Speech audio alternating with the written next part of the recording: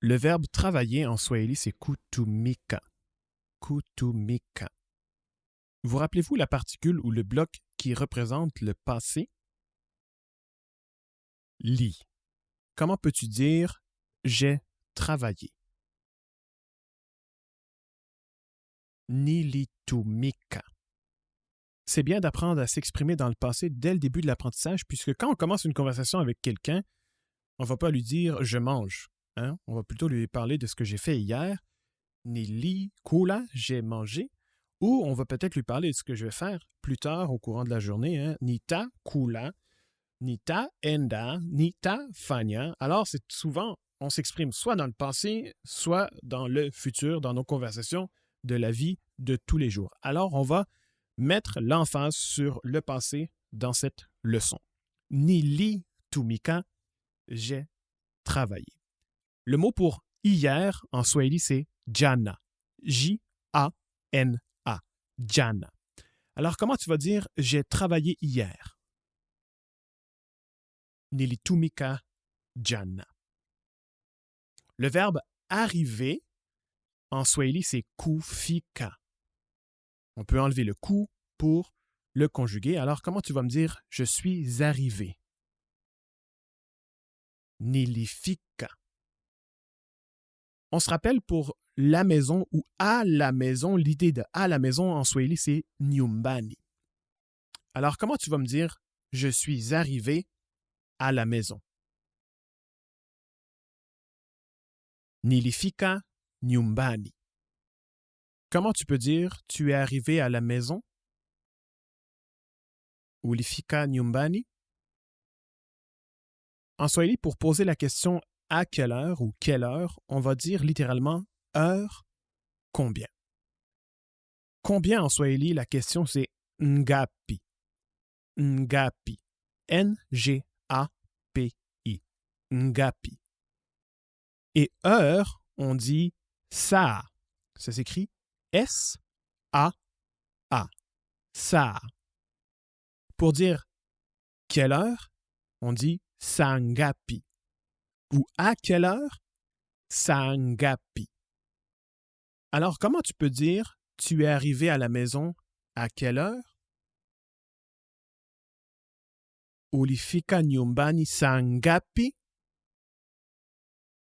Et quand tu veux répondre à cette question, je suis arrivé à telle heure, eh bien, en swahili, on va utiliser saa et ensuite le numéro et ensuite le chiffre.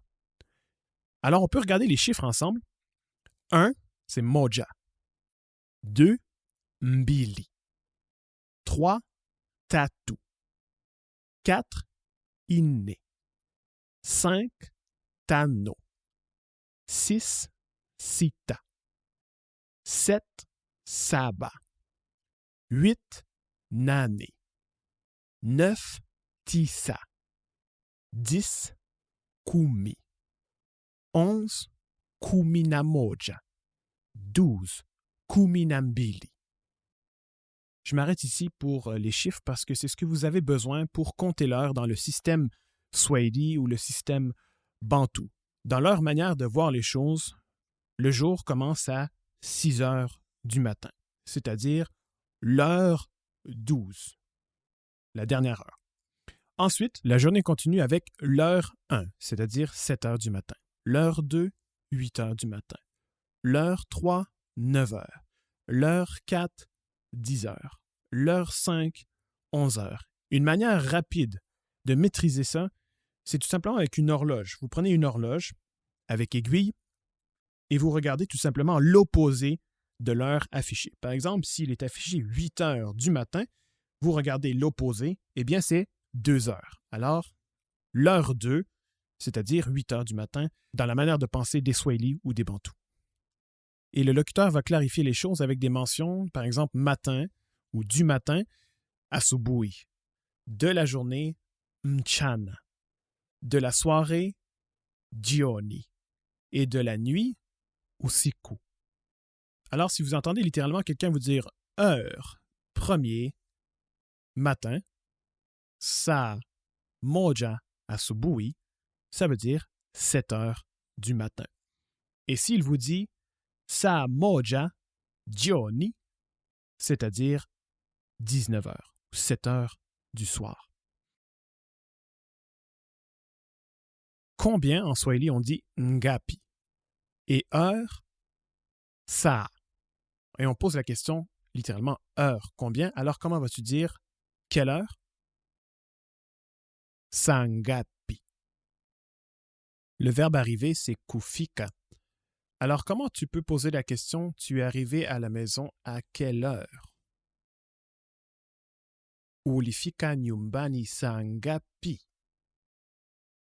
Pour répondre à la question, par exemple, je suis arrivé à 19 heures, c'est-à-dire 7 heures du soir, un swahilophone va te dire je suis arrivé à 1 heure de la soirée. Alors comment tu vas dire ça? Je suis arrivé, nilifika, heure, première, soir. Saa moja jioni. Alors pour dire je suis arrivé à 7 heures, nilifika saa moja jioni. Le verbe travailler, c'est kutumika. Alors comment tu vas dire j'ai travaillé? Nilitumika. Et le mot pour jusqu'à en swahili, c'est hadi. H-A-D-I, hadi. Ou tu vas entendre aussi mpaka. Comment tu peux dire j'ai travaillé jusqu'à 19 heures?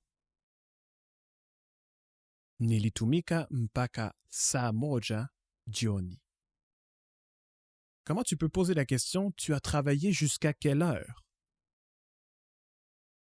Ulitumika mpaka saa ngapi? Le verbe cuisiner en swahili, c'est kupika. Comment tu peux dire je cuisine? Ninapika. J'ai cuisiné.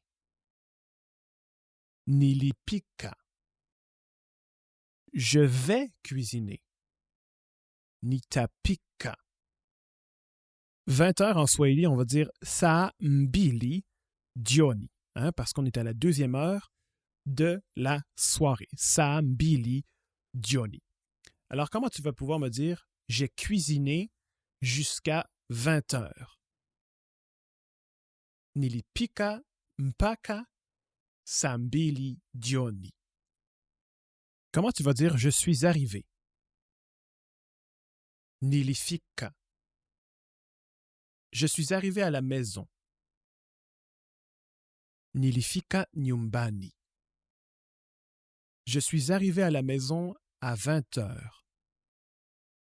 Nilifika nyumbani saa mbili jioni. Maintenant, pour dire à l'école, c'est un mot d'ailleurs d'origine allemande, Schule. Schule. À l'école, on dit Schuleni. Comment tu peux me dire je suis arrivé à l'école à 8 heures du matin, c'est-à-dire 2 heures du matin? Nilifika shuleni saa mbili asubuhi. Le verbe lire en swahili, c'est kusoma. Comment tu peux dire j'ai lu? Nilisoma. Mpaka, ça veut dire jusqu'à. Dis-moi, que veut dire nilisoma mpaka saa moja jioni? J'ai lu jusqu'à 19 heures. Alors c'est bien d'apprendre cette idée-là. Saa moja, ça veut dire soit 7 heures du matin, soit 19 heures. Saa mbili, ça veut dire 8 heures du matin ou 20 heures.